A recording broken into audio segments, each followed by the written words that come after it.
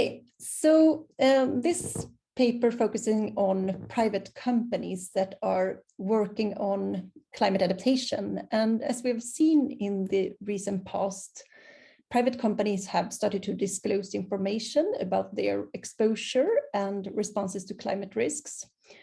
However, we still know little about how and with what societal consequences private actors engage in adaptation. And this is an article that, as Lian mentioned, is co-authored together with my colleague Jorge Rodriguez-Morales and Lisa Dellmuth at Stockholm University. And we have tried to understand private adaptation, the different patterns and the drivers from a political economic perspective. And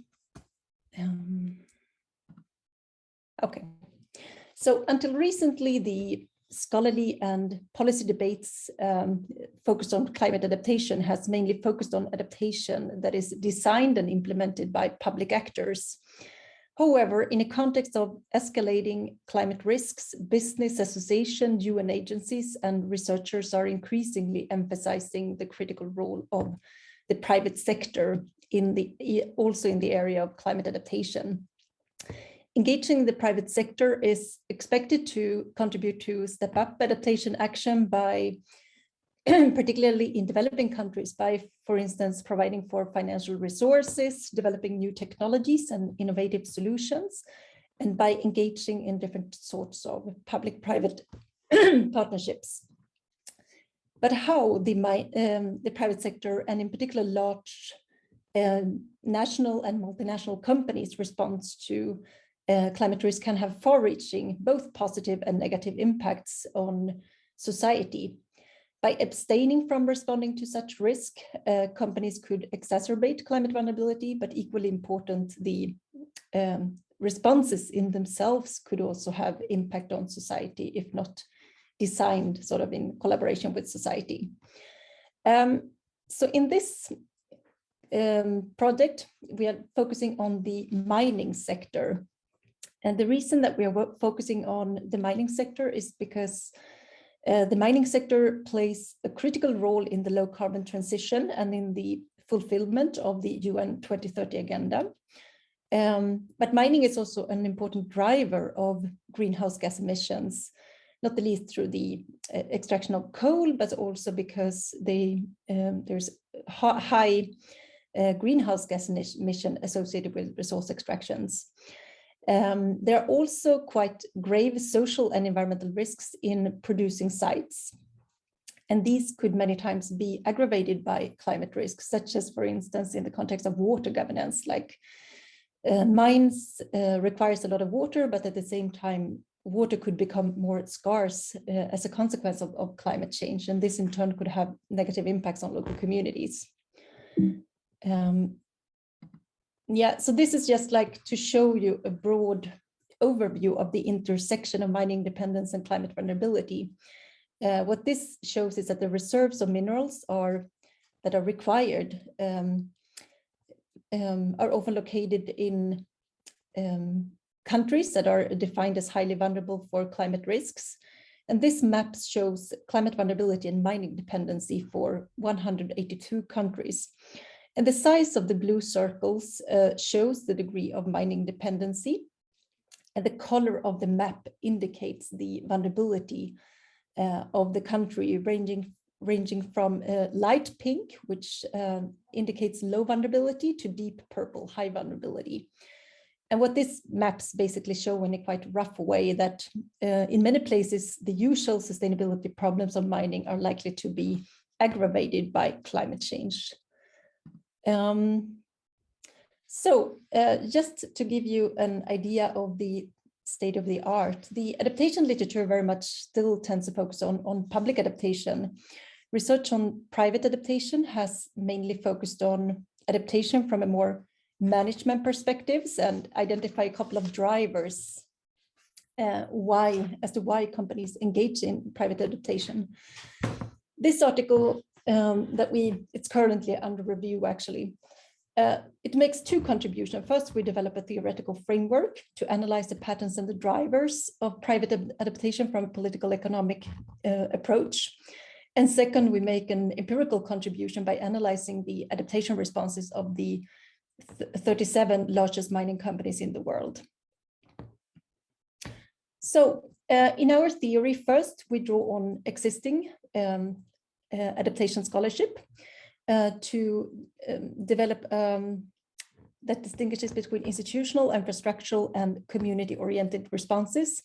Institutional responses basically refer to different procedures and practices aimed at improving the management of climate-related risks.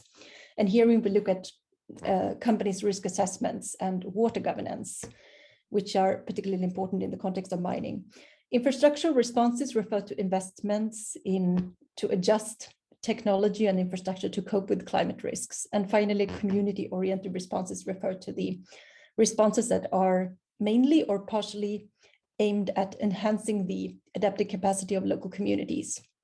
So this is a sort of dependent variable, so to speak. The paper rely then, as I mentioned, on a political economic approach to theorize private adaptation. And there we seek to understand how different coalitions of interest seek to sort of shape private adaptation. And one of them is, of course, governmental regulations. Government can encourage or require companies to address climate risks.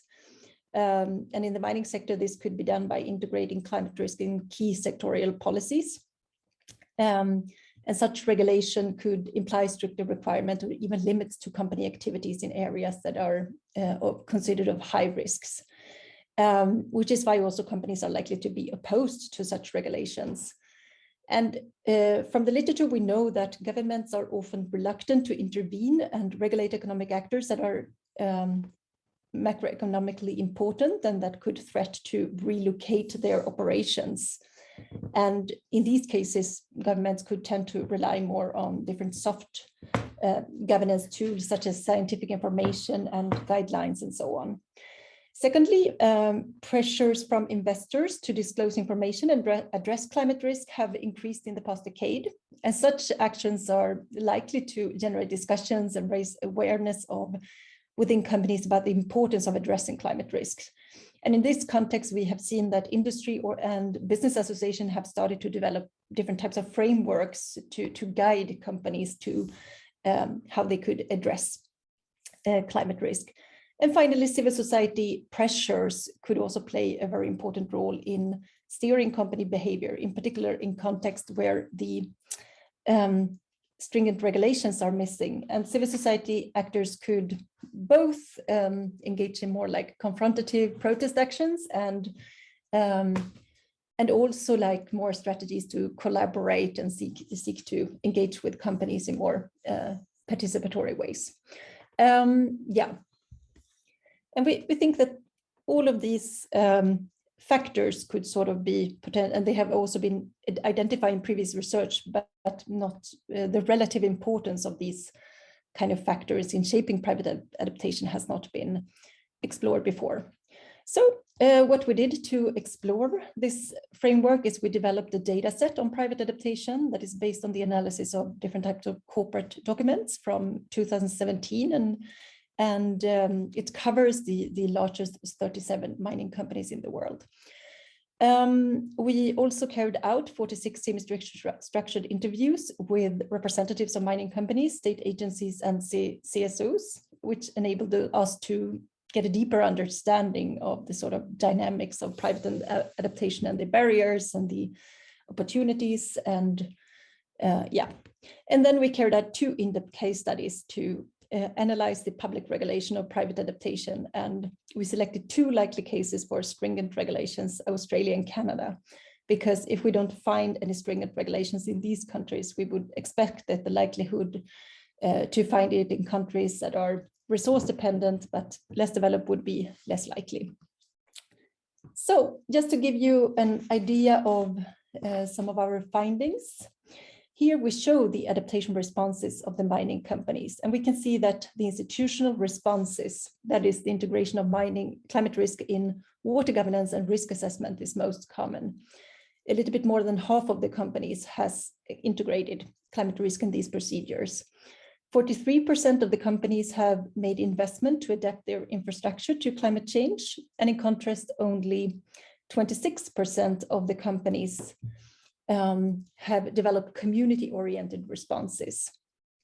Thus, our findings suggest that companies have started to address the impacts of climate change on their operation, but that these responses do not typically address the vulnerabilities of local communities. So this is a little bit more about the transparency and collaboration with local actors, which is another topic that we try to look at. As private adaptation can have far-reaching impacts on local communities' climate vulnerability, it's important that communities have access to information about climate risk and adaptation responses, and that companies collaborate with and are accountable to local communities and governments in developing such responses. However, we see that 61% of the companies disclose information about their exposure and responses to climate risk to global and transnational actors, which is mainly investors, through TCFD, for instance. But only 19% disclose information to local and national stakeholders. Yeah, so I think that really shows that this is kind of where this is coming from, because similarly, we can see that only 22% of the companies report that they engage in collaboration that are focused on adaptation with relevant actors at the local and national level. So it's very much focused on oriented towards the investors, these responses. So to give you a short overview of the most important drivers behind private adaptation responses, if we go through the ones that we identified through previous research and try to understand the relative importance of each of these pressures, governmental pressures, when looking at the case of Canada and Australia, show that there is generally a lack of legal requirement to integrate climate risk in key sectoral governance tools, such as environmental impact assessments, the issuing of water licenses and closure plans, and tailing dam standards. Regulations are mainly based on the soft governance tools, such as guidelines, dissemination of knowledge, and we argue that when we ask the company these questions, they argue that it's really not the kind of regulatory pressures that are giving them incentives to act on the climate risks. And it's also like we can see that in these two countries that are federal states, much of the sort of climate policies comes from the federal level, whereas it's the sub-federal jurisdictions that are responsible for the mining regulations, and they often have incentives to not implement stringent climate adaptation responses, as they benefit a lot from the revenues of mining activities. With regard to the investor pressures, we see that investors are increasingly demanding reliable data on the exposure and responses to climate risk. And this is, for instance, reflected in the update of the Equator Principles that came into force last year in October. Information disclosure is, as we saw is largely driven by requirements from investors. And in this context, we can see that business and industry associations such as TCFD, ICMM, which is the Industry Association for Mining Companies, has acted more as standard setters and developed guidelines for how to address climate risk. But these private governments instrument has until now, with a few exceptions, primarily focused on enhancing business resilience, but not focused so much on the sort of community side of it, which explains why we see this sort of patterns. Finally, with regard to pressure from civil society organizations, in contrast to climate mitigation, where we can see quite strong societal pressures on companies to act, there is not so much mobilizations in the area of climate adaptation. it could be because the topic is so complex, so local communities does not really understand, and they are more concerned about more urgent issues as salaries, developmental impacts, and so on. But it seems like they rarely make the connections on water impacts and accidents and so on that could have negative impact on them. And that means that these are not creating strong incentive for the companies to engage in discussions about climate risk with local communities and find ways to, for instance, share scarce water resources with them. So to just sum up, the majority of the companies respond to climate risk, but there are still significant gaps when it comes to involving and ensuring that communities benefit from such initiatives. These patterns that we see in the mining sector, at least, is mainly driven by the investor requirements, whereas the governmental and civil society pressures are relatively weak. I think this is something that, or we think that this is something that is important to investigate also in perhaps other sectors, if we could see like similar patterns in other sectors where the regulatory environments looks differently. And we also think that our political economic approach helped to better understand the sort of limitations of private adaptations and the existing barriers for achieving more transformative change, to have a realistic expectation what private adaptation could contribute with. Yeah, many thanks. That was